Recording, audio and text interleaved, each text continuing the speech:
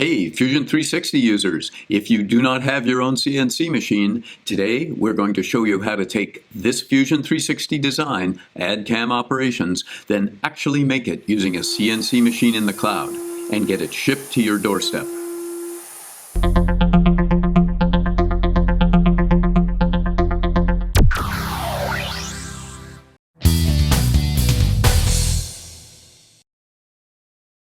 Welcome to this quick introduction to SendItCNC. This is for everybody in the Fusion 360 community who doesn't have their own CNC machine but would like to use one. We're going to go through how to get your Fusion design cut on demand from a real piece of raw aluminum bar stock using your CAM program and a CNC machine in the cloud. We think this is pretty cool because now anyone in the Fusion 360 community can make parts on a real industrial CNC milling machine. Today, we'll use the SendItCNC add-in for Fusion 360 to create a CAM setup, add basic CAM operations to this design, and then submit the job to SendItCNC.com. If you're new to CAM and CNC machining, it will be helpful to look at the great CAM learning materials available to the Fusion 360 community. We're going to assume that everyone watching is comfortable with the concepts and terminology used in CAM and CNC machining.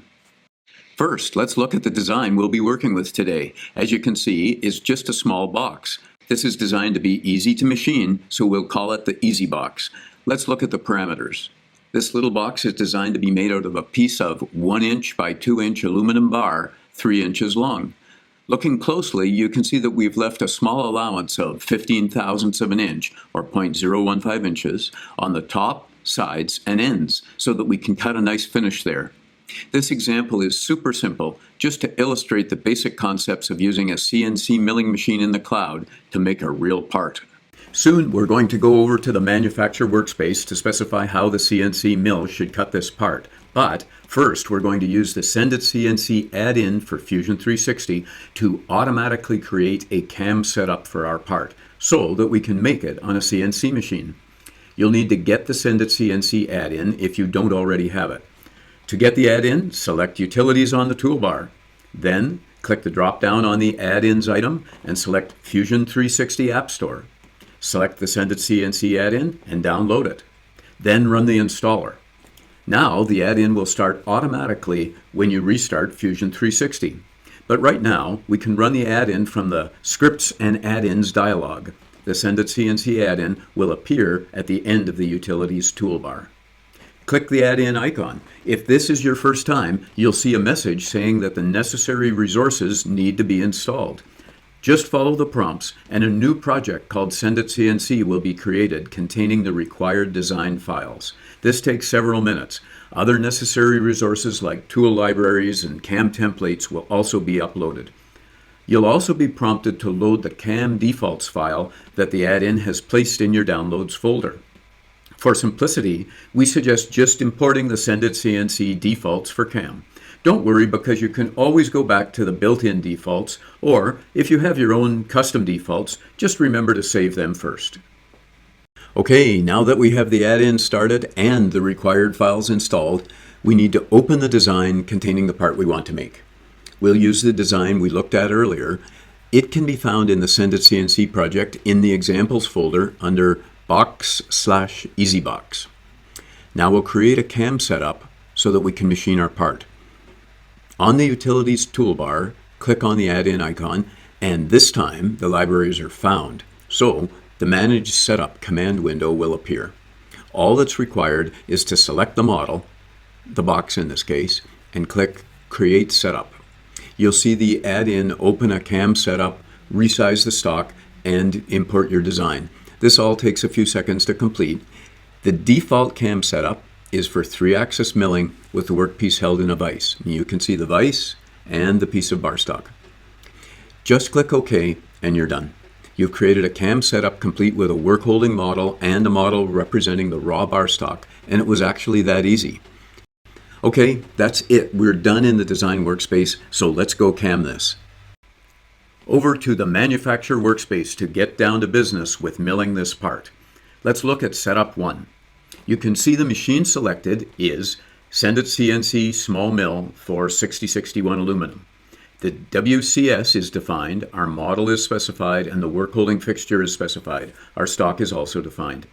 Fusion says the stock length is 3.05 inches, and that extra 0.05 or 50 thou is the little bit extra that might be there because of the tolerance for the saw cut when the stock is prepared. There are 3 operations already provided for us. Let's take a look at them. First, there's a probing operation to precisely locate the workpiece. More on that in subsequent videos. Let's take the vise out of view and look closely at the box. Next, we do an adaptive clearing operation, which is our go-to toolpath for roughing out a part like this. Generally, of course, roughing operations remove the majority of the material, followed by finishing operations to put a nicer finish on the part. The cutter is a 1/2 inch end mill with a 0.03 30,000th of an inch corner radius, so it doesn't have the fragile fine corners that a flat end mill does. Corner radius cutters are our preferred roughing tools, but they're also useful for finishing cuts. In this particular predefined toolpath that came with the setup, rest machining is set to from setup stock, since this is the first cutting toolpath in the setup. The approach used by 3D Adaptive is referred to by a few different names, like high-speed machining or constant engagement cutting, and it is generally our preferred roughing strategy. The third operation provided is a simple facing operation, which uses a 2.5 inch diameter face mill to finish the top surface. Let's see what this looks like in the Fusion CAM simulator. CAM simulation is always your friend, but with SendItCNC, this is particularly true. It lets you see what the CNC machine in the cloud is going to do and what the result will look like. We're going to look at the comparison view, so we expect to see this remain mostly blue after the roughing step, except for the top surface, which is finished. Looks like we're getting somewhere. As we're doing CAM programming, we'll do a lot of iterations of adding and changing our machining operations and then simulating the result. Let's use a 2D contour operation to finish the outside of the workpiece. We're just using the same 1/2 inch cutter. With the 3D operation we just did, the CAM system just figured most things out. But we're going to use a 2D operation here, and with 2D operations, you have to explicitly tell the CAM system where to machine, which contours, and what depth. We specify the appropriate contour and remember to add extra depth beyond the model bottom because of the corner radius on the cutter. Now, let's finish the horizontal areas. First, what's the radius of the bottom corner between the walls and the floor?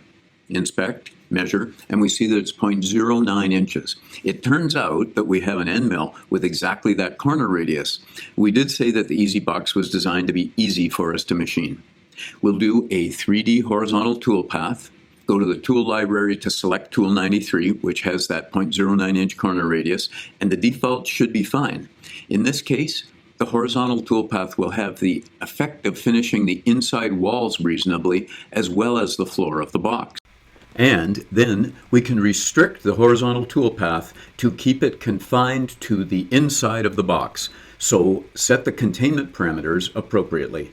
That works because the top horizontal surfaces were already finished by the facing operation. Let's add one last operation for the chamfers. I'm going to use a 2D chamfer operation, select the chamfer mill, tool number 31, and select the top contours of the chamfers. Simulate. In comparison view, areas finished within tolerance are shown in green, and it looks beautiful. Okay, we need to flip the part over and finish the bottom, and we'll do that in the next video. But right now we're going to submit what we have here to SendItCNC, and we will receive an aluminum part that looks like what we're seeing here in the simulation, and the job could be submitted, cut, and shipped all in the same day. We'll save the file as EasyBox first op. So now let's actually send this design to a cloud CNC machine to get it made. Click the SendItCNC icon while we're still in the manufacturer workspace. The SendItCNC submit command will export the design as a .f3d file to your downloads folder. And it'll also take you to the SendItCNC website to get the part cut on a cloud CNC milling machine. You'll need to create a user ID on the SendItCNC website. Then you'll be able to go through the job submission process. You'll have to add a description of your part.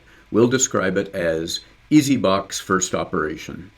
Under stock, it shows 1-inch thick aluminum bar, 2 inches wide, cut to a length of 3 inches. This part will take 5 minutes of machining time. That estimate comes from Fusion 360's estimate of the machining time. The setup will be a 4.5-inch wide milling vise with the go-to jaws for first operations, the 0.125-inch multi-step jaws. We only use tools from the standard milling library, so no optional tools. You'll have to select the exported F3D file, which was saved to your downloads folder. SendItCNC tells us that there's machine time available and provides an instant cost estimate. So, hit checkout. For the demo, I'll use a special discount code, which should not work outside the demo, but if it does, that's a gift from SendItCNC to you. Continue to shipping and complete the order. I'm through the checkout and back to job status. Okay, payment method verified, waiting for validation, and then validation begins. At this stage, the SendItCNC system is checking that the stock, setup, and tools match what's used in the model, that there's no collisions, and that cutting loads are within acceptable limits. If you edited the tool definitions or changed the setup models like the size or shape of the vise, this is where it will either be automatically corrected if possible, or the job will get an error diagnostic. Next, the part will be made and shipped. SendItCNC is the democratization of manufacturing. Check out our next video where we finish up the EasyBox.